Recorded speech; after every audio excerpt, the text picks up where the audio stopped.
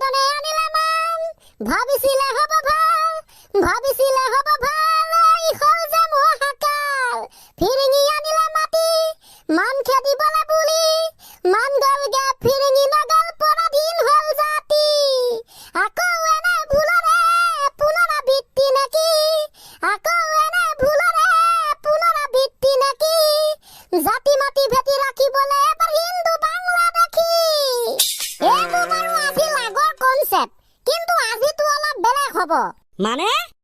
মানে শিক্ষক হৈছে এডাল মোমবাতিৰ দৰে নিজে জ্বলি আনক পোহৰ দিয়ে গতিকে শিক্ষক দিৱসৰ প্ৰত্যেকগৰাকী শিক্ষকলৈ শুভেচ্ছা জনালো আমাৰ তৰফৰ পৰা তই কলি যে শিক্ষক হৈছে এডাল মোমবাতিৰ দৰে যিয়ে নিজে জ্বলি আনক পোহৰ দিয়ে এইটো হয়েই হে কত শিক্ষক শিক্ষয়িত্ৰী দেখোন মই আজিলৈকে কাকো জ্বলা দেখাই নাই জ্বলিলে দেখোন খতমে হৈ থাকিব যেনেকে মোমবাতি খতম হয় আমি তুলনা কৰিছো মোমবাতিডাল কেনেকুৱা জ্বলাই কিন্তু আনকো পোহৰ দিয়ে শিক্ষক শিক্ষয়িত্ৰী একে নিজে শিকি লয় তাৰ পাছতে বেলেগক জ্ঞান প্ৰদান কৰে দিস ইজ মানে ইকুৱেলিটি হৈছে দে মই যা চাইছিলুং যে তই বুজাবলৈ জানো না নেজানো জানিছে দে মই শুনিছো নহয় হয় ছাৰ জানিছে থেংক ইউ দে ব্ৰ থেংক ইউ বাৰু তেনে দে এতিয়া শিক্ষক দিৱস খতম হ'বগে আৰু এইকেইটা ইহঁতে আজি বৰ ধুনীয়াকে চেলিব্ৰেশ্যন কৰিলে গাইজ এতিয়া মানে আমি ক্লাছটো আৰম্ভ কৰিম আৰু আজি যিহেতু শিক্ষক দিৱস গতিকে আমাৰ গুৰুজনাক প্ৰণাম কৰি অকণমান কিছুমান কমেডি আজি মানে অলপ এণ্টাৰটেইনমেণ্ট লাভ কৰিম ইহঁতকেইটাৰ পৰা হয় ছাৰ মহান দাৰ্শনিক শিক্ষাবিদ ডক্টৰ সৰ্বপল্লী ৰাধাকৃষ্ণন দেৱক জন্ম দিৱসত শ্ৰদ্ধাৰে সোঁৱৰিছো জ্ঞানৰ পোহৰ বিলাই দেশ আৰু সমাজৰ প্ৰতি দায়িত্বশীল ভূমিকা পালন কৰা শিক্ষাগুৰুসকললৈ গভীৰ শ্ৰদ্ধা আৰু ভক্তি নিবেদন কৰিলো সুচিন্তাৰে সমাজখনক জিলিকাই তুলি জ্ঞানেৰে পোহৰ বিলাই আন্ধাৰকো পোহৰলৈ ৰূপান্তৰ কৰি তোলা প্ৰত্যেকগৰাকী শিক্ষক শিক্ষয়িত্ৰীক আজি পুনৰবাৰ ধন্যবাদ জনালো হয় আমাৰ এয়া চিন্তাধাৰা ৰাতিপুৱা হৈ গ'ল তাৰমানে 5 ছেপ্টেম্বৰ হৈ গ'ল চবৰে ষ্টেটাছ লাগিব হেপী টিচাৰ্ছ ডে যেন এদিনহে কেৱল শিক্ষক দিৱস হৈছে শিক্ষক দিৱসৰ দিনাহে কেৱল শিক্ষকসকলক সন্মান প্ৰদান কৰিব লাগে অৱশ্যে ছাৰ এইটো আপুনি মিছা কথা কোৱা নাই সঁচা কথা কৈছো বছৰটোৰ প্ৰায়ভাগ সময় শিক্ষকক অসন্মান কৰিব আৰু এদিন শিক্ষকক সন্মান কৰিবলৈ টিচাৰ্ছ ডে চেলিব্ৰেশ্যন কৰিব ৱাহ মই বাৰু সকলোৰে কথা কোৱা নাই জাষ্ট কিছুমানৰ কথা কৈছো যি কি নহওক কেৱল টিচাৰ্ছ ডে চেলিব্ৰেশ্যন কৰিলেই নহ'ব জ্ঞানবিলাক তহঁতে আয়ত্ব কৰিব লাগিব সমাজৰ হকে চিন্তা কৰিব লাগিব আদৰ্শবিলাক গ্ৰহণ কৰিব লাগিব অ'কে ঠিক আছে চানি তোক যদি মই আজি এটা হাঁহি উঠা কমেডি গান গাবলৈ দিম তেনেহলে তই গাব পাৰিবি না ভাবিব লাগিব ছাৰ নো প্ৰব্লেম সময় ল ভাবি ল গা এণ্টাৰটেইনমেণ্ট দে এটা পাৰি ছাৰ জাষ্ট এটা সৰু কলি হিচাপে অ'কে ষ্টাৰ্ট কৰি দে ভীম কলৰ কল দিল বগা গালত কলা তিল মিনিটে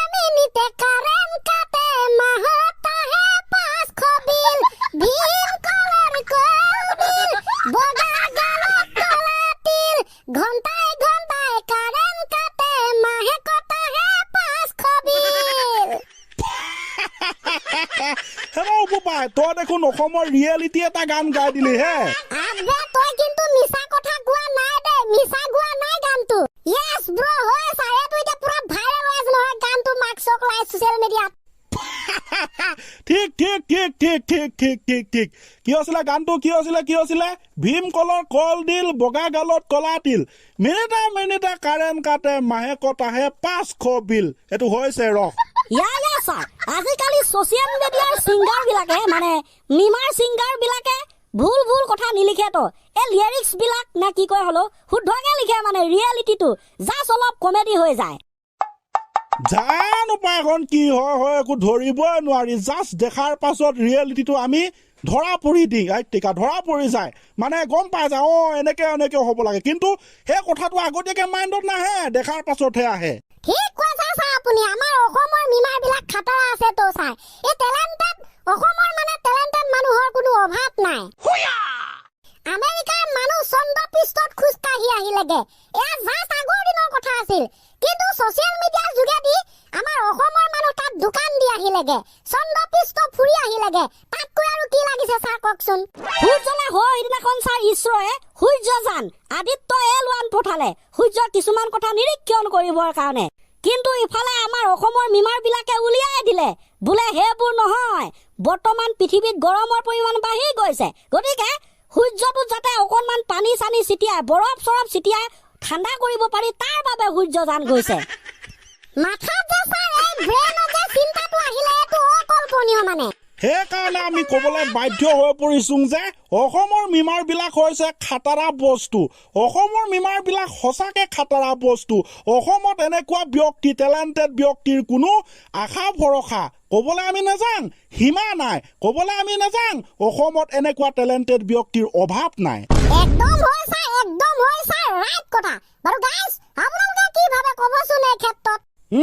কব দে লাষ্ট আৰু অকণমান টাইম আছে কিবা স্পেচিয়েল আছে যদি ক নহ'লে আমি ক্লাছটো ছুটি দিব লাগিব যিহেতু ছাৰ আজি শিক্ষক দিৱস গতিকে স্কুলৰ লগত জড়িত ক্লাছৰুমৰ লগত জড়িত ছাত্ৰৰ লগত জড়িত শিক্ষকৰ লগত জড়িত এটি ধুনীয়া মানে কি ক'ম আৰু হাঁহি উঠা কাহিনী কম বুলি মই আগবাঢ়িছো অকে শুনি ভাল লাগিব যেন অনুভৱ হৈছে আৰু ঠিক আছে আৰম্ভ কৰ এখন স্কুল আছিল ছাৰ তাত কেইজনমান হাই লেভেলৰ মহাপণ্ডিত ষ্টুডেণ্ট আছিল যেনেকৈ আমাৰ দৰে বুলি আপুনি ধৰি ল'ব পাৰে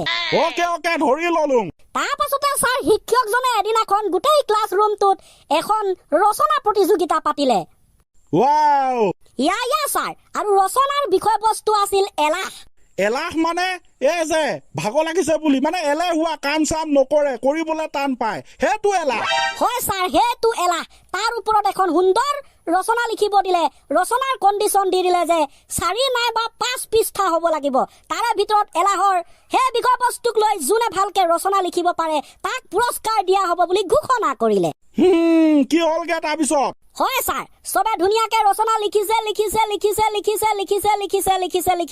তাৰে এজন আল্ট্ৰা প্ৰমেক্স মহাপণ্ডিতে 3-4 পৃষ্ঠাৰ পাছত 2-3 ঘণ্টাৰ পাছত টাইমটো 3 ঘণ্টা দিছে 3 ঘণ্টাৰ শেষত একেবাৰে লাষ্ট পৃষ্ঠাত সি লিখিছে ডাঙৰ আখৰেৰে লিখিছে এয়াই হৈছে এলাহ ইয়াকে কয় ছাৰ এলাহ বুলি হে